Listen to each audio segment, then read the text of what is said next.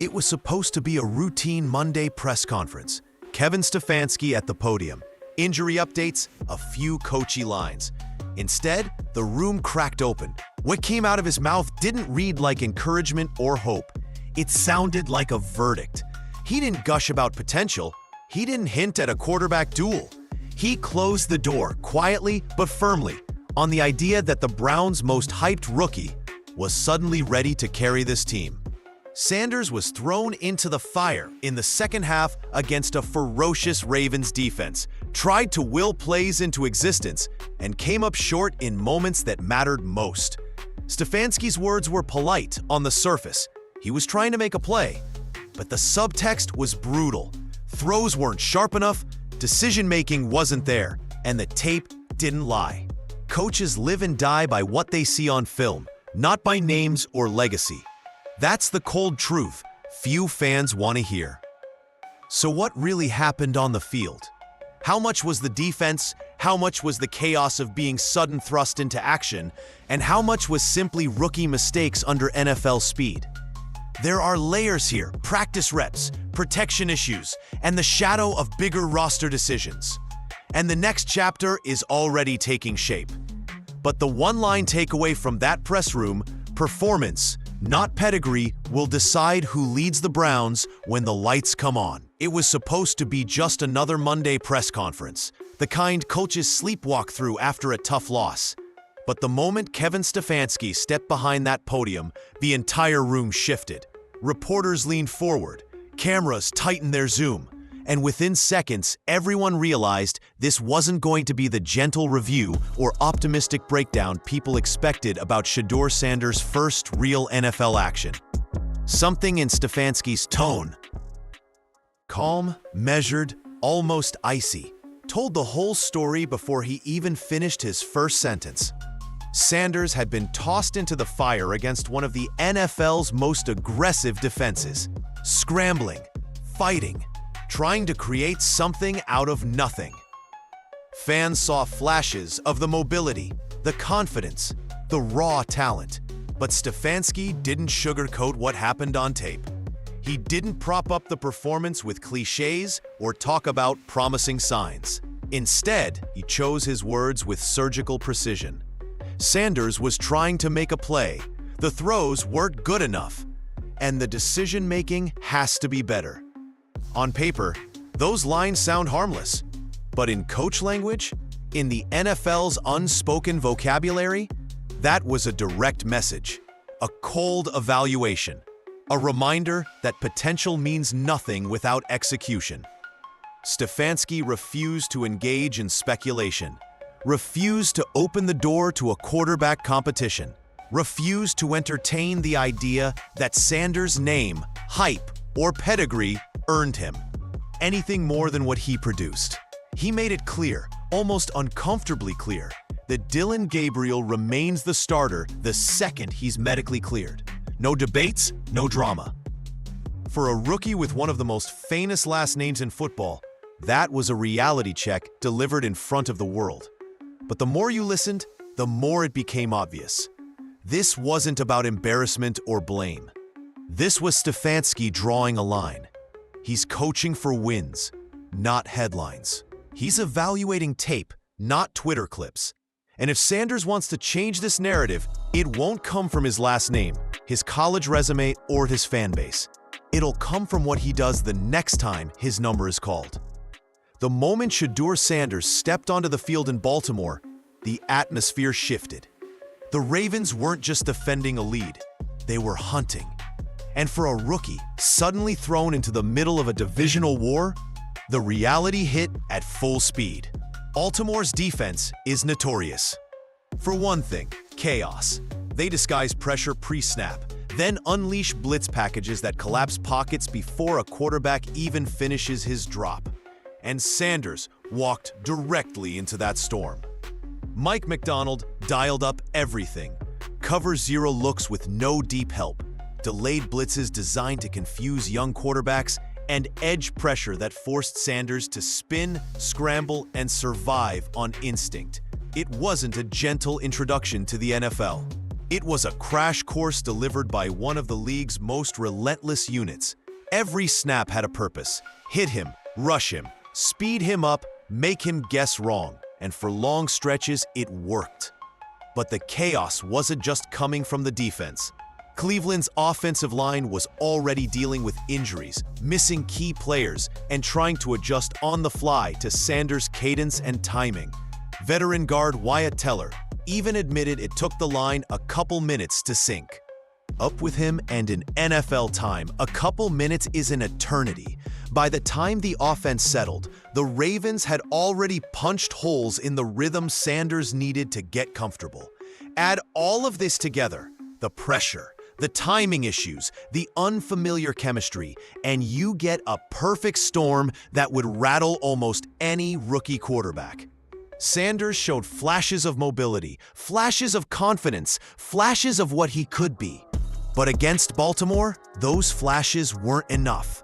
The defense dictated the story, the pace, and the pressure, and Sanders was left trying to fight his way out of a cage built by one of the smartest defensive units in the league. And as rough as it looked, this was only the beginning, because the real evaluation would come later, in the film room, under the coach's microscope.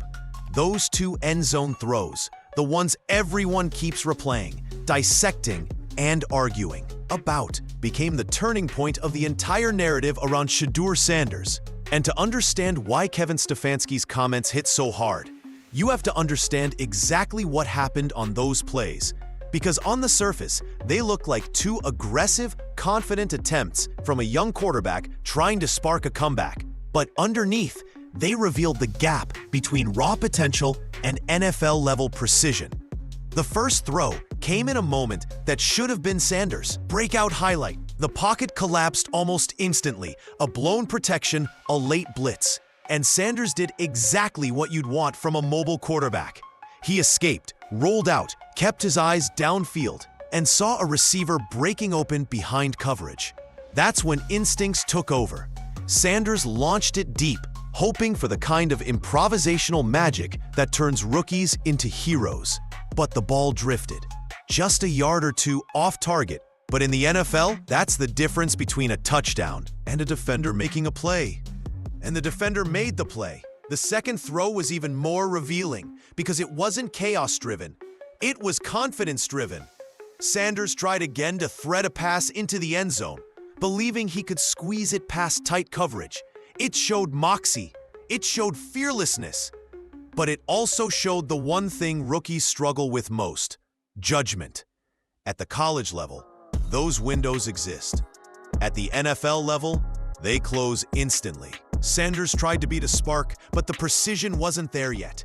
Stefanski's reaction to those plays told you everything. He didn't rant, he didn't lecture.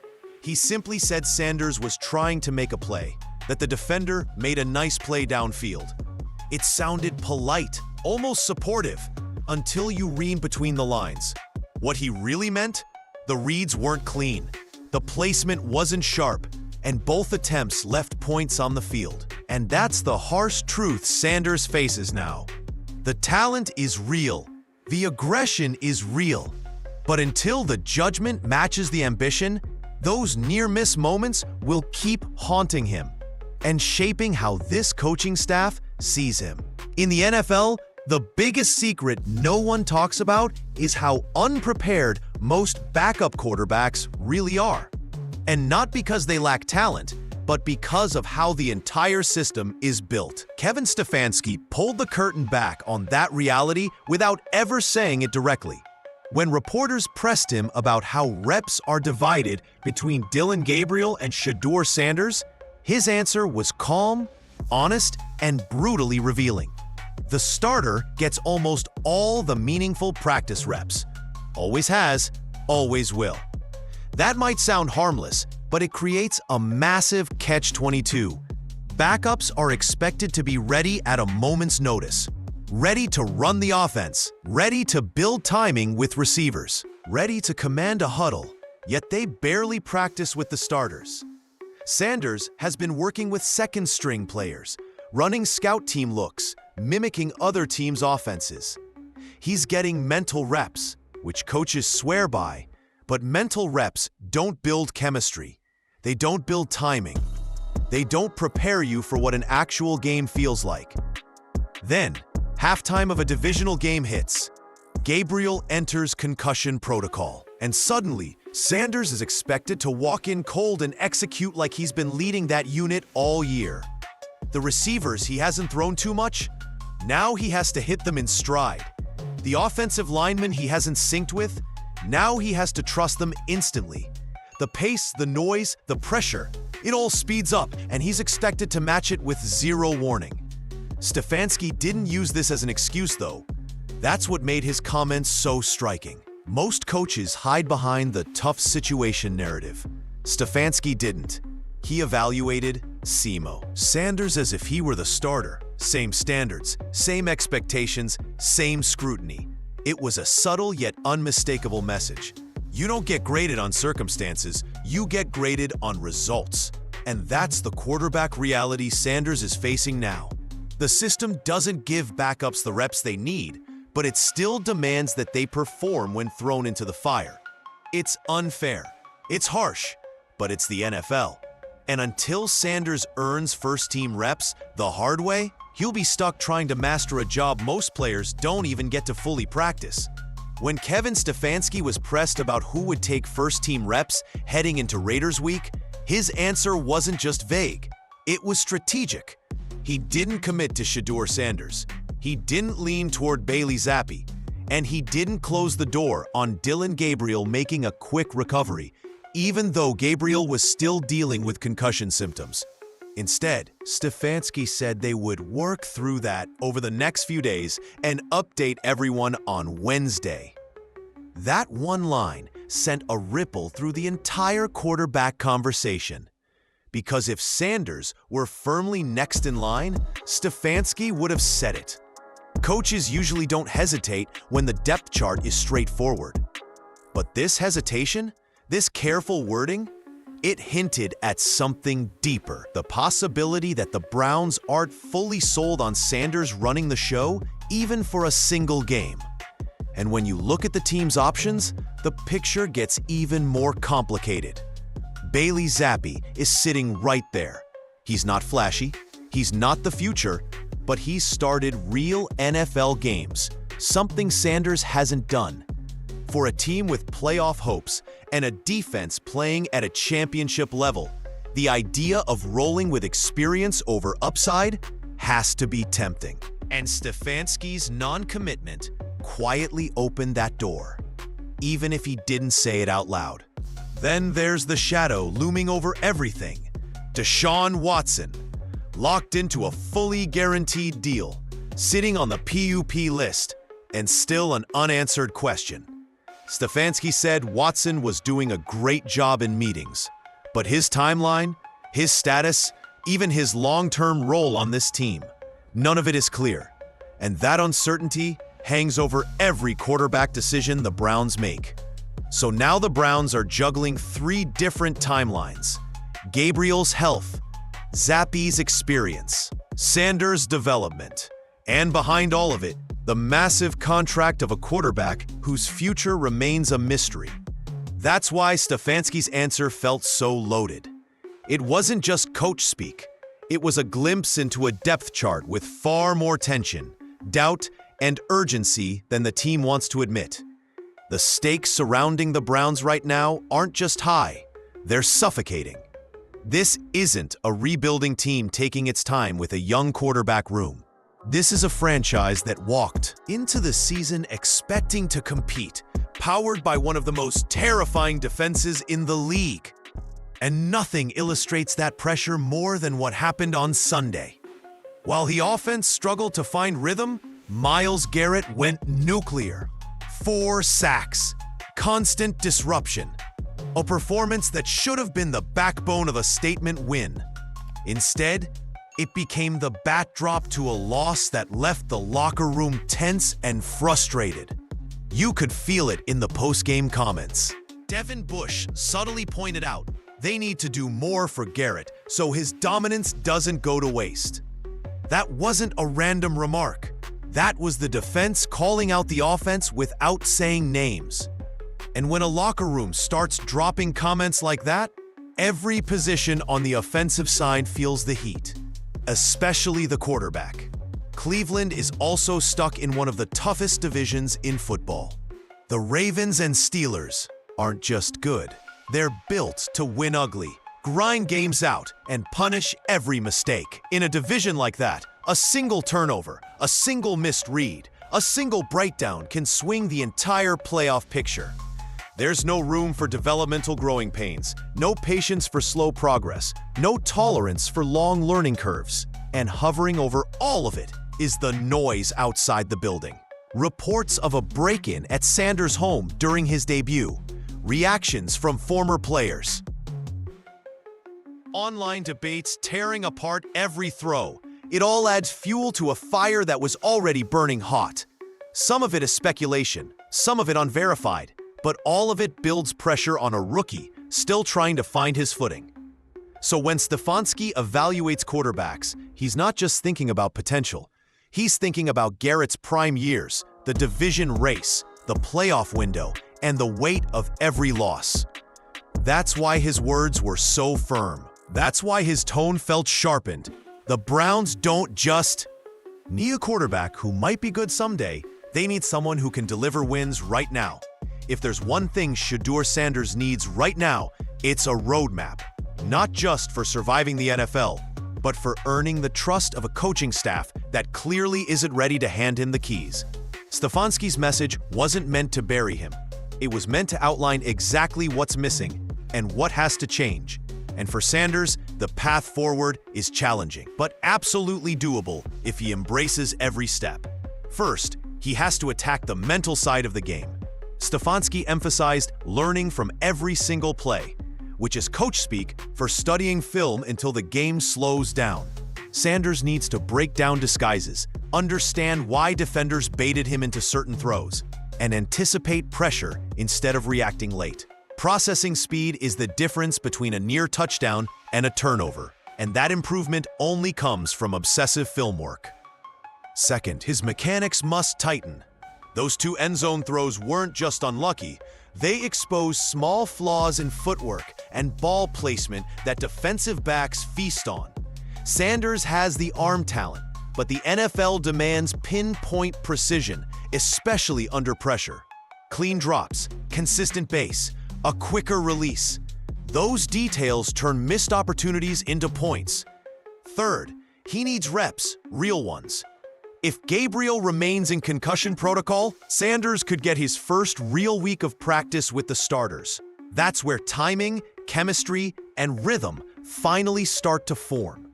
He has to treat every rep like an audition, because in a lot of ways, it is. Show growth, show command, show he's absorbing coaching. But above everything, Sanders needs patience and resilience. Not the social media version, the real kind. The kind that survives being humbled on national TV. The kind that keeps belief steady, even when coaches say someone else is the starter. The kind that understands a career isn't defined by one rough half, but by how you respond to it. And he will get another chance. Whether it's next week, next month, or later this season, injuries, performance swings, and the chaos of the NFL always bring opportunities back around. The question is simple now. When that moment arrives, will Sanders look like a rattled rookie? Kevin Stefanski's press conference didn't just recap a game. It revealed the brutal truth behind life as a rookie quarterback in the NFL. Shedeur Sanders walked into a firestorm against Baltimore, tried to create magic in impossible circumstances, and paid the price when the tape rolled on Monday morning. Stefanski didn't hide behind excuses, didn't soften his evaluation, and didn't pretend there was a quarterback competition waiting to unfold. His message was direct. Talent is potential, but execution is reality. And right now, the Browns need reality more than hype. But here's the part that matters most. This moment doesn't define Sanders. It tests him. Rookie quarterbacks rarely walk into the league polished. They grow through film, through failure, through those painful near-miss plays that sting but teach. Sanders got humbled, yes, but he also got a glimpse of what greatness actually requires on this level. Mobility won't save you. College accolades won't shield you. A famous last name won't move you up the depth chart. Only preparation, precision, and poise will. And the irony? The NFL has a way of circling back. Opportunities don't vanish. They resurface when you least expect them. Gabriel's health, the pressure of a playoff race, the constant churn of an NFL season. Sooner or later, Sanders will be back under center. The next time, he won't be walking in cold. He'll be walking in with scars, lessons, and urgency, the things that separate backups from quarterbacks who eventually take over a franchise. So as the dust settles from that press room shockwave, one question hangs in the air. When the moment comes again, and it will Shedeur Sanders be ready to rewrite the story that started in Baltimore?